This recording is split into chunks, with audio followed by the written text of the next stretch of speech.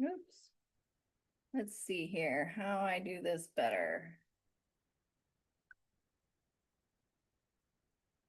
I told you guys I'm learning how to do this today, so this whole spotlight thing is a new thing to me.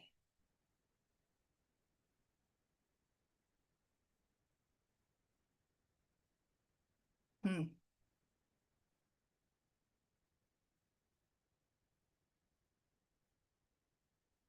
Let's see.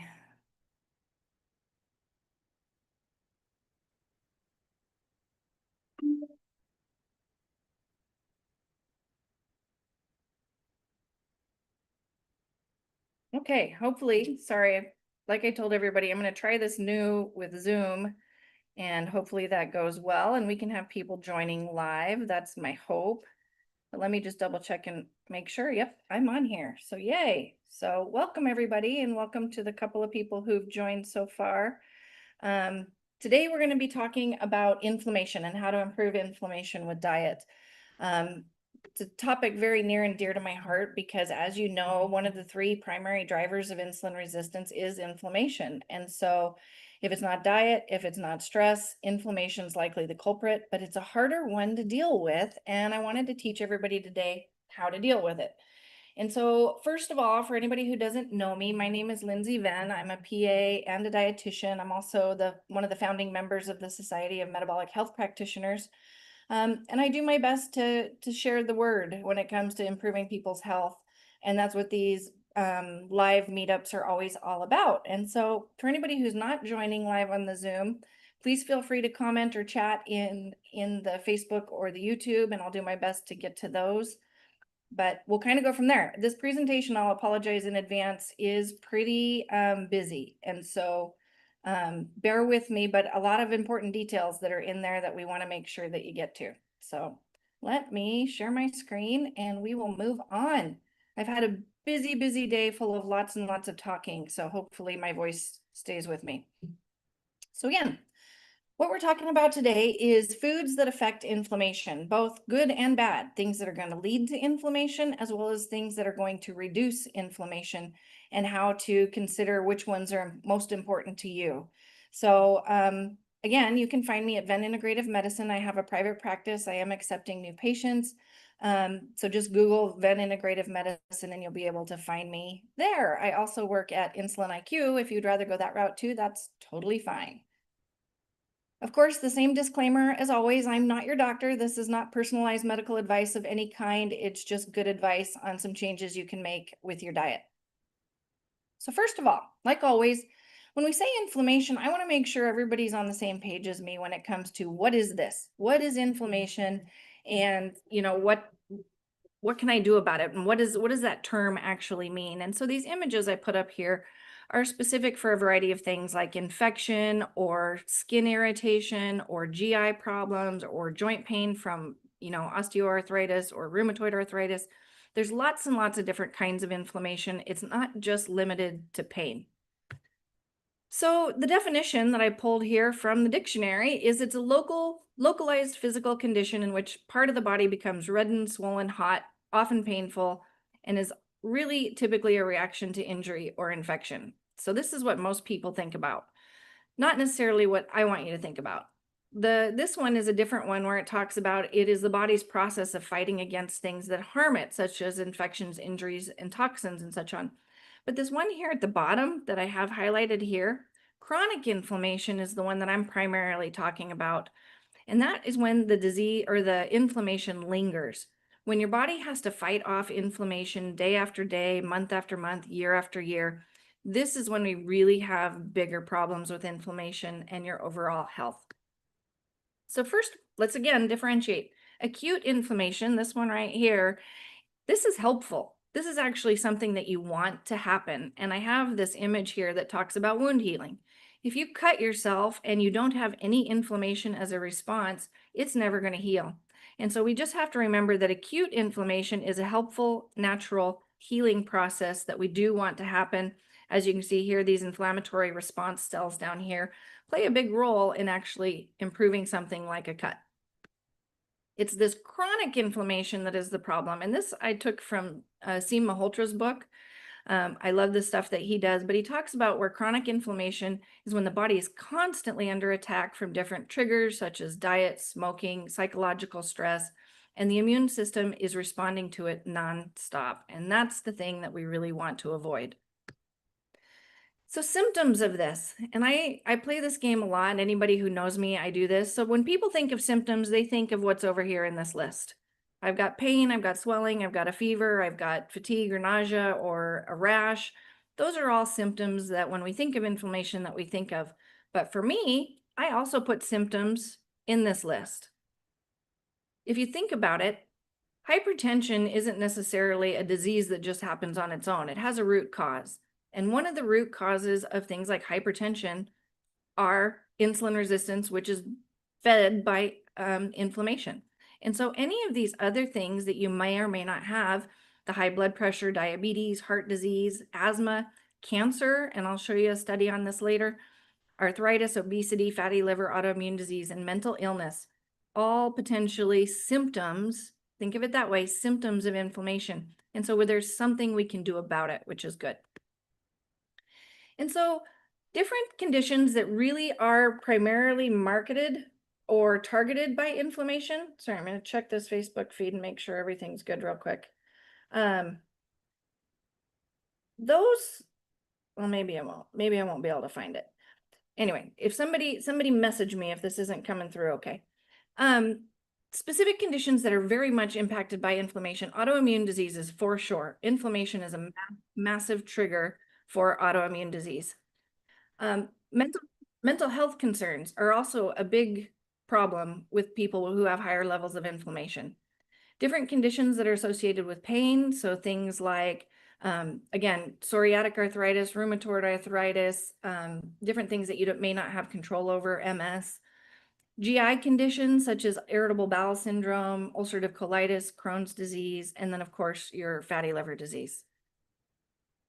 And so I always like to get to here and say, okay, well, what can you do to help yourself?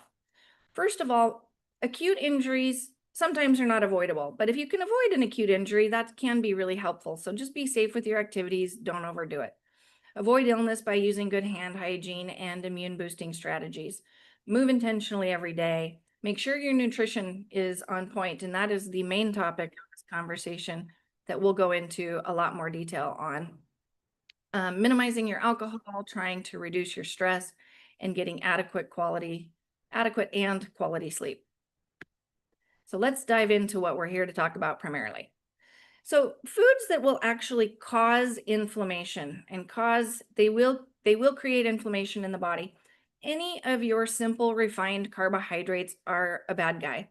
And you'll hear me throughout this presentation and probably in a lot of my other talks call these the white stuff. You know, white stuff, flour, sugar, white rice, white bread, white pasta, cookies, chips, cracker, cereal, all are white stuff that are very processed, very refined, and are going to lead to a lot of inflammation. The other one here, if you're not familiar with them, are things like seed oils. And I'm going to go into detail about how to recognize these, but some examples here, corn, soybean, canola, sunflower, etc., are all seed oils that you want to avoid because they will cause more inflammation. Foods that reduce, and this is the more important part, things that you can do to actually add into your diet versus taking things out, are listed here. So your saturated fats are all good. So animal products and tropical oils such as coconut are great. Your monounsaturated fats, which are your olives, avocados, and nuts, are great to reduce inflammation.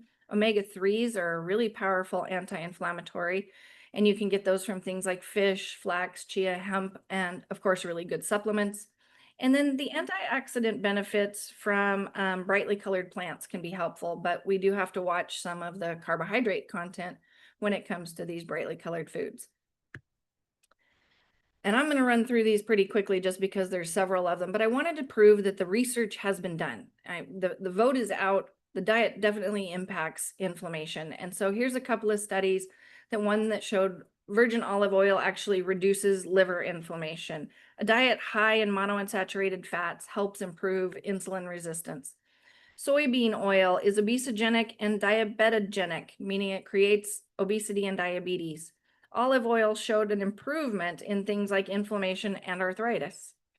Safflower oil, which is one of those seed oils, promoted things like weight gain, inflammation, and glucose intolerance. Omega-3 reversed this glucose intolerance, and lowering your ratio of omega-6 to omega-3 also reduced liver inflammation. A couple more inflammatory markers. They actually measured TNF-alpha and interleukin-6.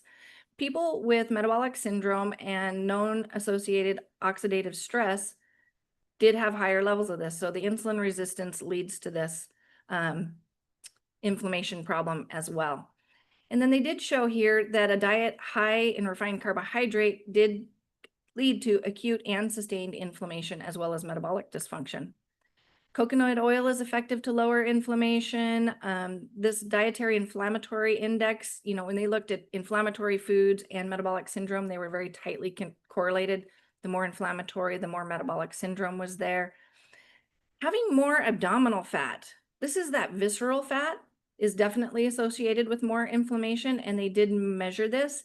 And they did find this, and I put this in here on purpose, they did find this despite a normal A1C status. So if you are one of those thin on the outside, fat on the inside people with a decent A1C, if you have a high visceral fat concentration, you have more inflammation. A couple more, insulin resistance is directly correlated. It does lead to worsening of muscle insulin resistance, and there's a direct relationship between obesity, inflammation, and insulin resistance. So I told you I was busting through these quickly just to point out how much data is out there on inflammation and these foods that can either help or hinder. So when my patients come to me and they want to talk about inflammation, they all say the same things. I need to avoid gluten, I need to avoid sugar, I need to avoid dairy, and several of them will say I need to avoid seed oils. I'm going to take it a step further than that and talk about really what the main culprits are above and beyond and why. And the first part that we're going to talk about is fat.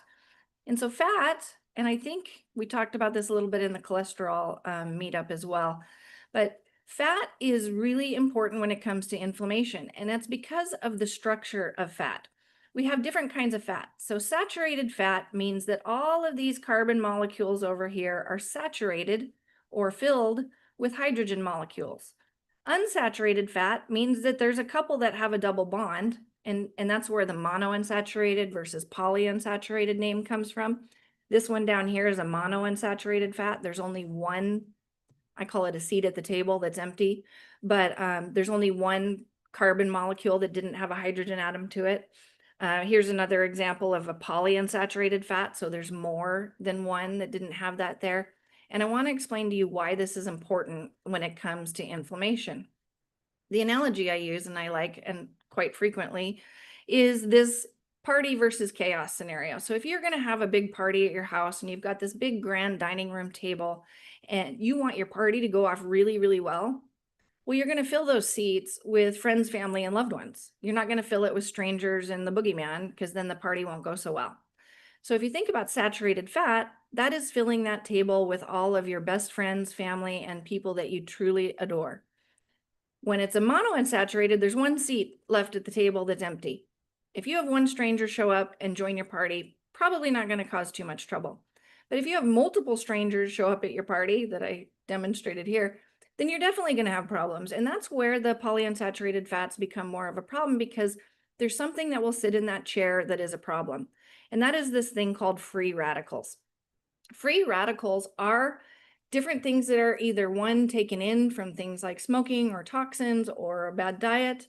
And they go and they do this thing called oxidative stress and damage our cells. And so if these free radicals are the things that are taking a seat at our table or filling that double bond on those chains, which they do, then you're going to have more and more oxidative stress, and we can actually store this. And that leads to even more chronic inflammation over time. And so we want to make sure that we reduce the seats at the table by focusing on saturated and monounsaturated fats, and then also reduce the things that can cause these free radicals, like I said, and we'll talk about the diet component of that. So there are a couple studies that I really like. If you guys haven't heard of Cate Shanahan, I absolutely love her. She's a doctor that is really very motivated by the seed oil industry and trying to get rid of it. And so her study that she had done, that's cited here if you want to go look it up, looked at the incidence of diabetes and what the different fats were that people were taking in. And people that were taking in butter and lard are way down here. There's very little diabetes. People who are taking in margarine, they did have some fluctuation. But when they had the seed oils added to the picture, the diabetes skyrocketed. And so this inflammation piece that leads to insulin resistance and eventually type 2 diabetes is definitely tied to seed oils and is a problem. The other piece of the study that she did, they had a controlled diet and then they went in and added in some linoleic acid, which is a polyunsaturated fat. And they showed that the ones that took in the linoleic acid actually had a 22% higher risk of death. And so again, these inflammatory things you want to get rid of. We're going to talk about them again in a little bit more detail too, and how to find them, how to locate them, and maybe what to replace them with. Here's another study that I really like too. They actually measured the linoleic acid in body fat. And over time, as they were feeding humans, this top line here is humans, and they compared them to chimpanzees that were not eating polyunsaturated fats, the amount of fat we actually had stored in our subcutaneous fat just continued to rise as this whole, margarine's better than butter and canola oil's better than butter. That's when this started to happen, and it has skyrocketed. People are storing these really inflammatory molecules in their body.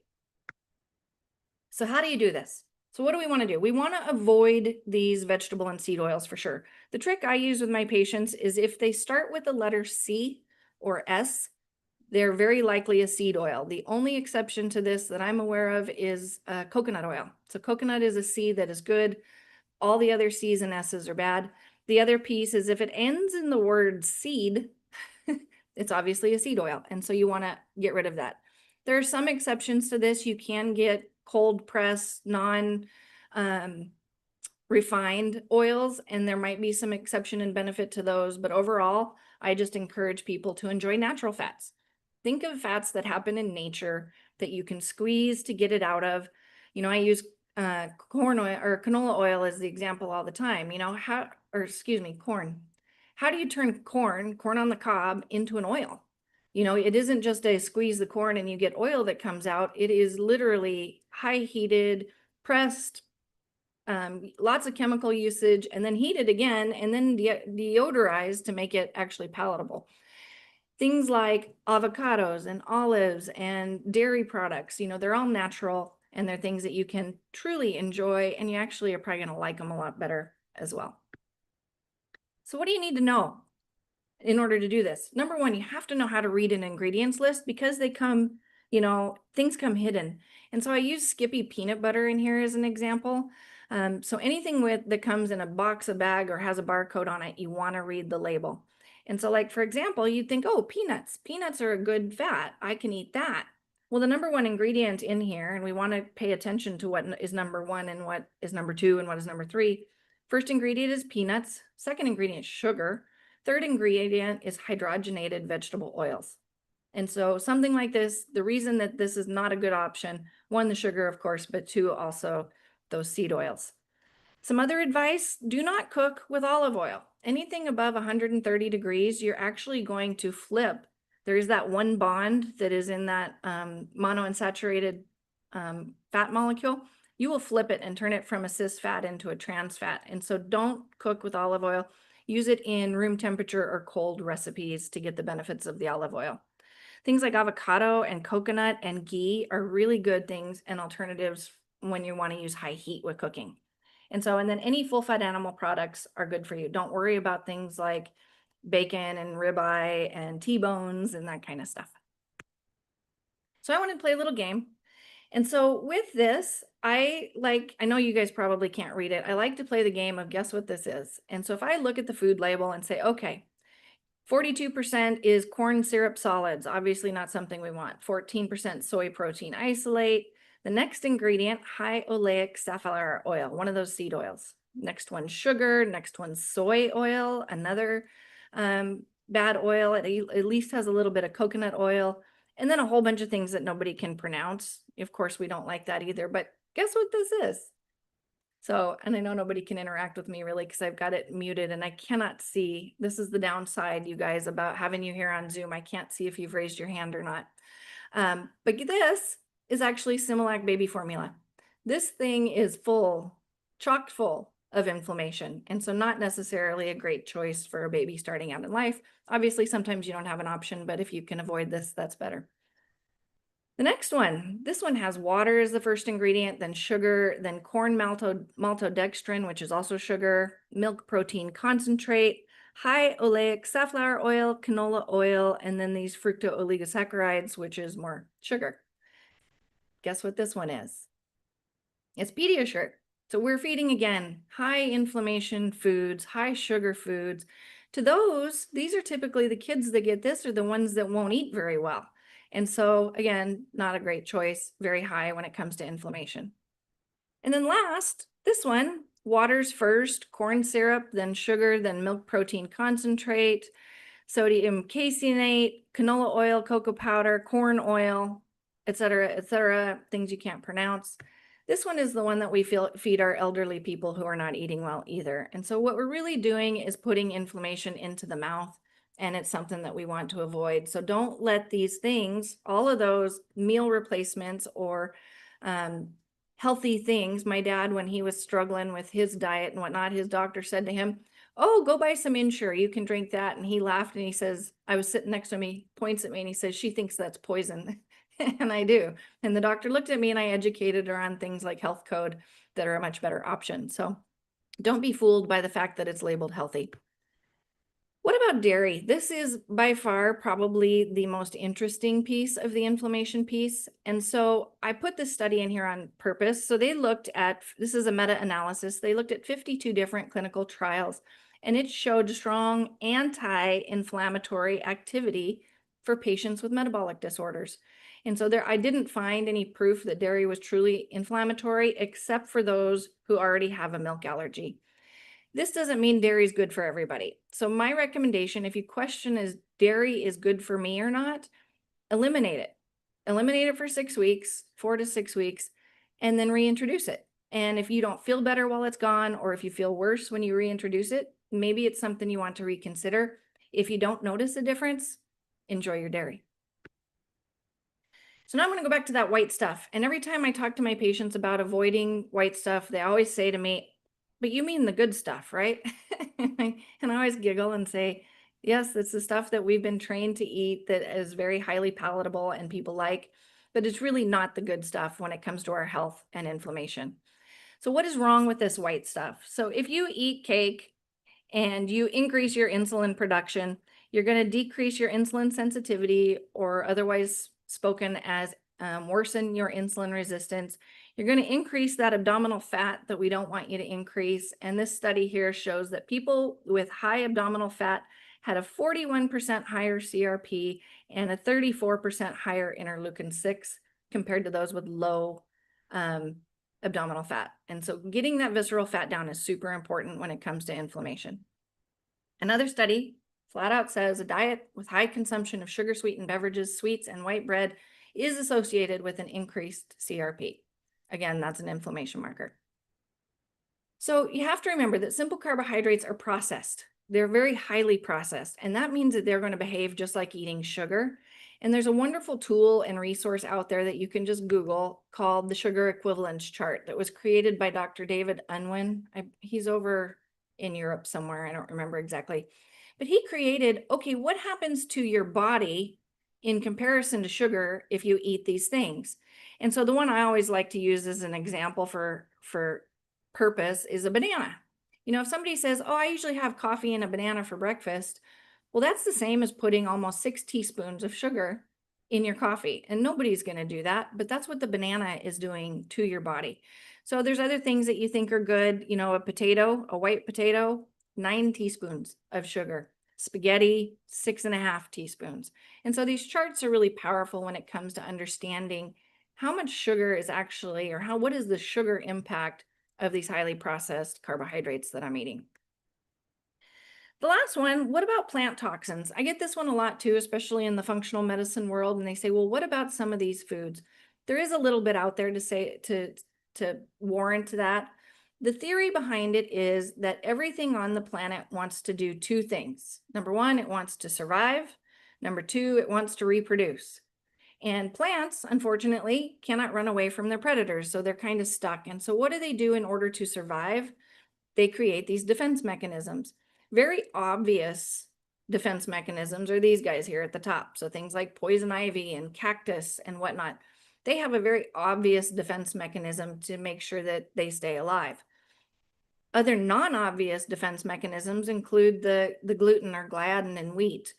Nightshades for some people are a problem. Oxalates, salicylates, and lectins are the ones that we know most of all are proven to be a defense mechanism. And what they do, or what the hope for the plant is supposed to be, is that it makes you feel like crap, or it makes you develop kidney stones, so you don't want to come back and eat more of it. And so that's how that defense mechanism is intended to work.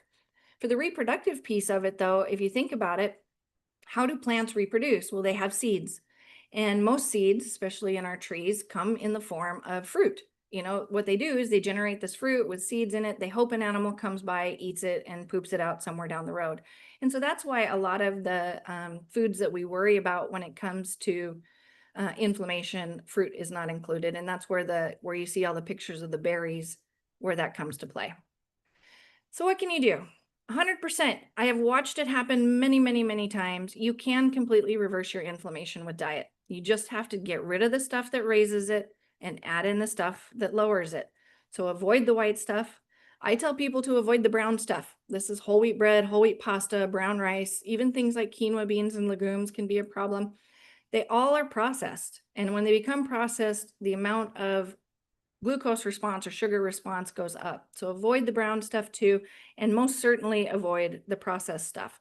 So if there's more than 3 ingredients in it, it's processed. If there's more than 5 ingredients in it, it's highly processed. So pay attention to those food labels like I showed you.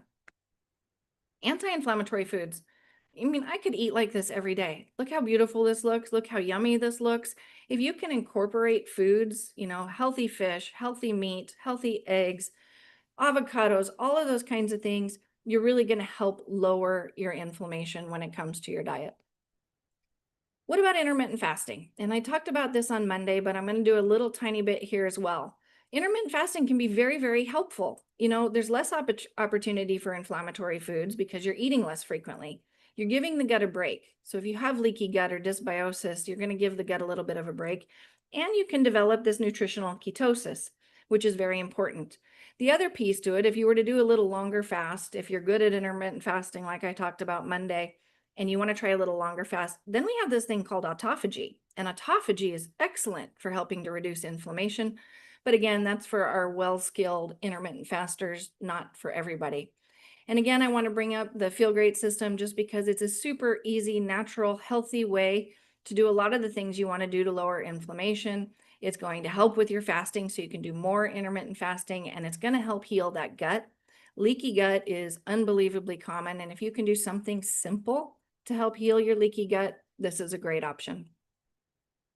So let's talk a little bit more about that nutritional ketosis that I mentioned before.